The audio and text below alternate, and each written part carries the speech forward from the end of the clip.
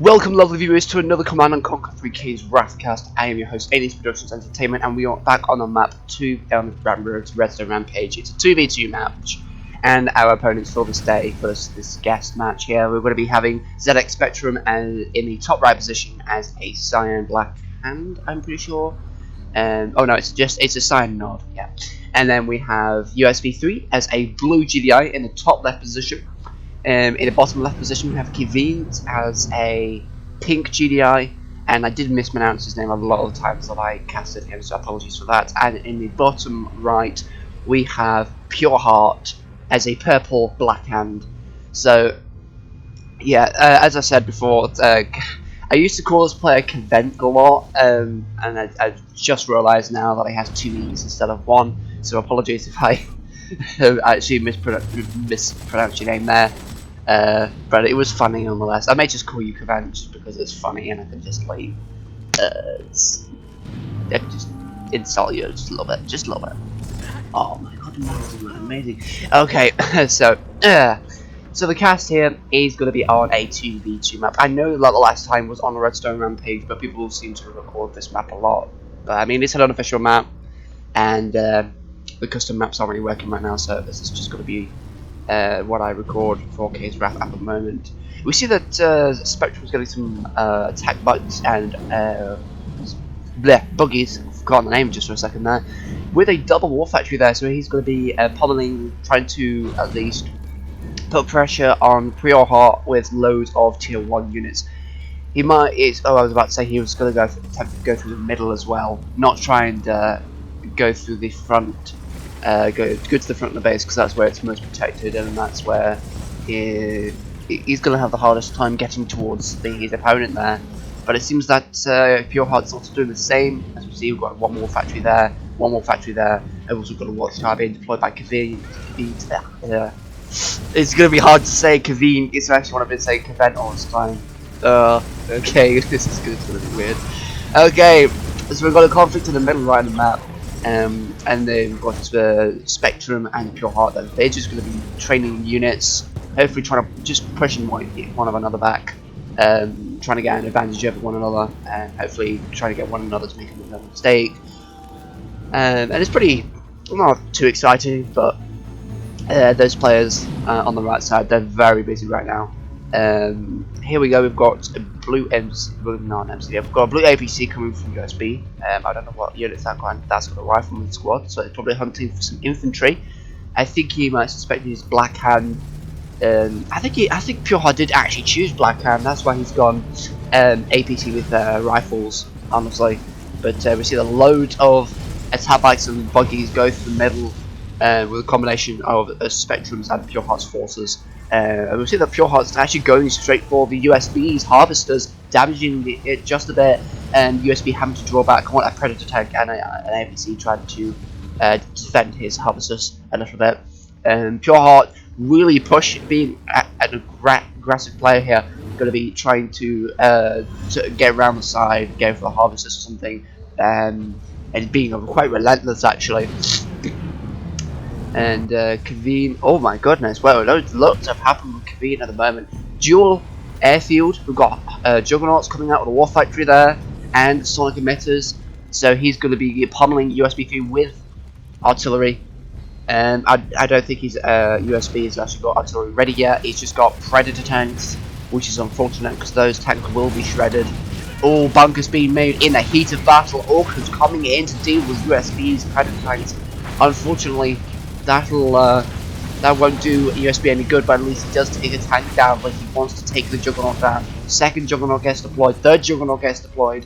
Going to come to the front here, going to come to the middle left of the map, trying to focus down these vehicles here. As we see, USB only has vehicles, much like, well, it was like Pure Heart. Pure Heart did only have war factories, now he's also got a Hand of Nod, but USB still sticking to war factories at the moment, and he's not got infantry. Then again, infantry might have been too slow, but here we go. We've got Juggernaut coming from USB as well. The Orcas, I hope they don't go down for the Orcas. That'll be quite funny. But no, they go for the harvesters instead. I suppose that's a little bit better. But oh my god, wow! You stopped attacking straight when the harvesters are like got no health pretty much. Either they ran out of ammo, which is quite inconvenient. They must have run out of ammo or something. That was why he's going around the back here, trying to keep him safe. One of the Juggernauts do go down. I wonder if USB is going to get a barracks and hopefully get the Juggernaut prepared so we can gain that unit back. It would be efficient for him. Ooh, huge attack coming from Pure Heart there with loads of attack bikes. Going to be getting a lot of harvesters here on the this top green Tiberium field that's shared between the top two players. And that force is going to be met with loads of Scorpion tanks. Those Scorpion tanks are going to be pushing down towards Pure Heart's base. The forces from Pure Heart, in fact, it's the infantry specifically going to be making the Scorpion tanks hesitant to advance.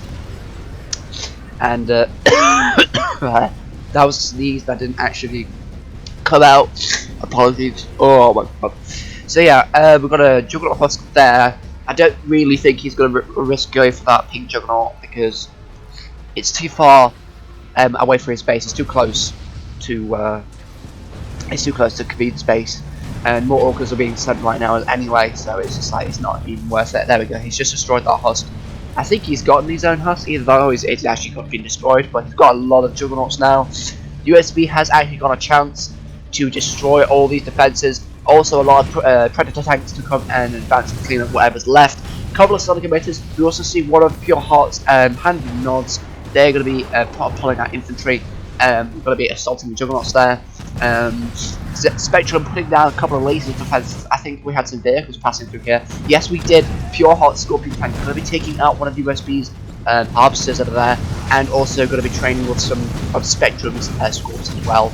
But I think Pure Heart's forces will actually go down over there.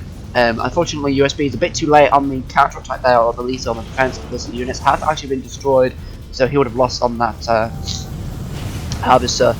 And that defense actually goes down, unfortunately, by the militant rocket squads from the Scorpion tank coming in. They're going to go for some crashes.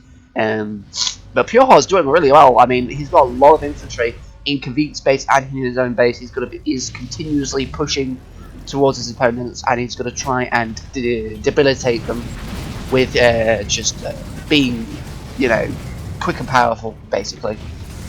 But as you see, he's actually pushing the tank from the middle though. Quite an interesting move coming from USB there. He was trying to flank the base. As we see for the right side, there's only one Sonic emitter guarding the right side of Keveent's base. Would have been a good idea, but had the infantry not been there, it would have been pretty easy for the tanks to get in there. They would have just needed to take out the defense and take out the Juggernauts there. Ooh, nice. He's base walking towards the Juggernauts there. Going to be putting down the Sonic emitter, which does actually get destroyed quite quickly.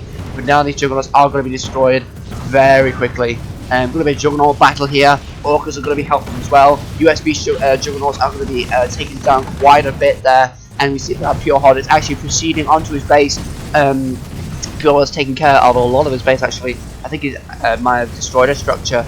But the Scorpion tanks are actually making good work of those infantry units. They're going to be slaughtering them at this point, and it's just going to be another attack that's been suppressed. But USB is it's looking dire for USB at the moment.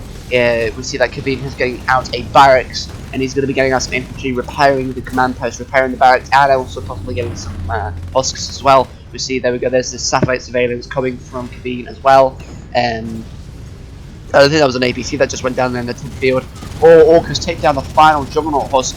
Will USB actually say, or will he go? I don't know what he's going to do now. He's lost a lot of his money on Juggernauts. I don't know how much of his economy is still there. Oh, counter missile comes down from Pure Heart over there. Very cheeky. Obelisk also repelling Scorpion tanks that were advancing onto the base. Oh my goodness, it's been amazing. There we go. The chemical plant has now been sold, so that he can.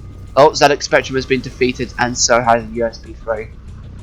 Wow. Okay, that was a very aggro match. Honestly, Pure Heart was pretty much the best aggro player for this match. He was dealing with Spectrum very nicely. They were on par with each other, to be honest. Both of them sending out tier 1 units to each other. I mean, Pure Heart also got some of USB's harvesters as well, which was very well done to him. USB did actually do a good job getting the Juggernauts out, and he could have actually pushed had he been quick enough. So unfortunately, we see that Keveent has actually just repelled him and got way more forces than he did. So he had a lot more defenses. He just had time. USB was a bit pressured because of Pure Heart. But I think if USB actually possibly, if he acted quicker, I think maybe he probably would have damaged Keveent more, so that he could have had a bit more of a chance. But those Juggernauts really did it in for him. In fact, no, the Augurs really did it in for USB, because without them, the Juggernauts would have actually stayed around a lot longer, and they probably would have taken care of Keveent's Juggernauts, and USB might have actually done some serious damage to him. But yeah, very good match from these players, very nice aggro match. Thank you very much for watching, everybody, and I hope to see you in the next video.